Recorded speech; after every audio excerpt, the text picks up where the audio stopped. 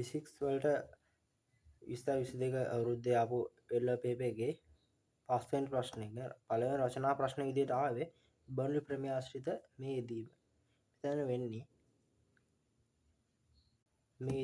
වෙන්නේ raise car එකක වංගුවක් ඒව ගන්නකොට සාමාන්‍යයෙන් රේස් කාරයක් පෙරලෙන්න හැකියාවක් තියෙනවා. හැබැයි මේ විදිහට ස්පොයිලරය හැදිලා තියෙන හින්දා ගුවන් යාන තටුවක් අනිත් පැත්ත හැරවිලා වගේ. ගුවන් යාන තටුවක නම් වෙන්නේ මොකද්ද? ඉහළට බලයක් ඇති වෙලා ගුවන් යාන ඉහළට ලිෆ්ට් එක තියෙනවා. දැන් මෙතන එන්නේ මොකද? ඩ්‍රාෆ්ට් එක. ඒක පල්ලෙහාට බලයක් යදෙන්න ඕනේ. ඒ හින්දා මේ වගේ වාත ප්‍රවාහය ගමන් කරන මෙන්න මේ වගේ අනාකූල හැඩයට. ඔයගොල්ලෝ දන්න අනාකූල හැඩයට යනකොට මෙතන බර්නූලි ප්‍රමේය හින්දා ඉහළ හා පහළ ස්ථාන දෙකේ පීඩන අන්තරයක් හත ගන්නවා. පීඩන අන්තරයේ හින්දා ඉහළට බලයක් ඇති වෙනවා. සෝරි මේ ගාන අනුව නම් පහළට බලයක් ඇති වෙනවා. ඉතින් ඔයා මේ වගේ ගානක් හදන්න දන්නේ නැත්නම් අනිවාර්යෙන් අපේ වීඩියෝ එක අනිවාර්යෙන් ලයිව් එකකින් බලන්න.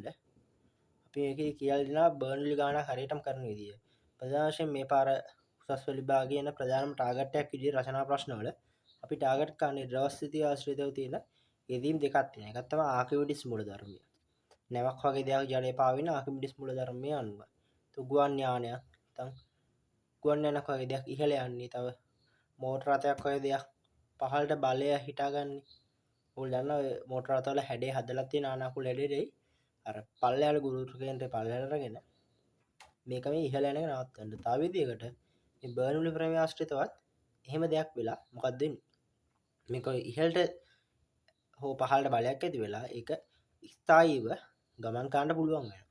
මොකද චලිතය ස්ථායී වෙන්න නම් එයා උඩ පාවෙන්න හරි නැත්නම් ලිස්සලා යන්න වගේ බෑ. ඒතකොට ඒකට බර්නූලි ප්‍රමේය තමයි ප්‍රධාන වශයෙන් දායක වෙන්නේ. තව ඔයගොල්ලෝ දන්නවා ඔය සුළු කණාටුවක් වගේ ඇති වෙනකොට වහලයක් සාමාන්‍යයෙන් හැදියා තියෙන විදිය අනුව වහලය සාමාන්‍යයෙන් ඉහළ යන්න පුළුවන්. ඇයි? ඇතුලේ හුළං වේගය අඩුයි. ඉහළ හුළං වේගය වැඩි. එතකොට ඇතුලේ පීඩනය වැඩි. පිටන පීඩනය අඩු වෙනවා. වේගය වැඩි තැන පීඩනය අඩුයි. ඒ අනුව ඇතුලේ පීඩනය වැඩි, එළියේ පීඩනය අඩු හින්දා පීඩන අන්තරය ඉහළට ක්‍රියාත්මක වෙලා වහලේ ගැලවිලා යන්න පුළුවන්. හැබැයි අපි ඒක උපක්‍රම විදියට වහලය මේ විදියට ආනත ආකාරයට අපි අවශ්‍ය ආකාරයට සකස් කරනවා. ඒ වගේම ඇතුලේ සිදුරු හදලා දිනවා. වාතය ගමන් කරන හින්දා වාතය වහලේ ඇතුළේට ගමන් කරලා කියන්නේ වහලේ උළුවස්සේ හදලා දින්නේ ඇත්තටම උළුවස්ස හරහා වාතය ගමන් කරලා මේ පීඩන අන්තරය අඩු කරගෙන වහලේ ගැලවිලා යන එක නවත්තන්න. මේ සියලුම බර්නූලි ආශ්‍රිතයේදී අපි කතා කරනවා ලයිව් වීඩියෝ එකක් දාන්න අනිවාර්යෙන් ජොයින් වෙන්න.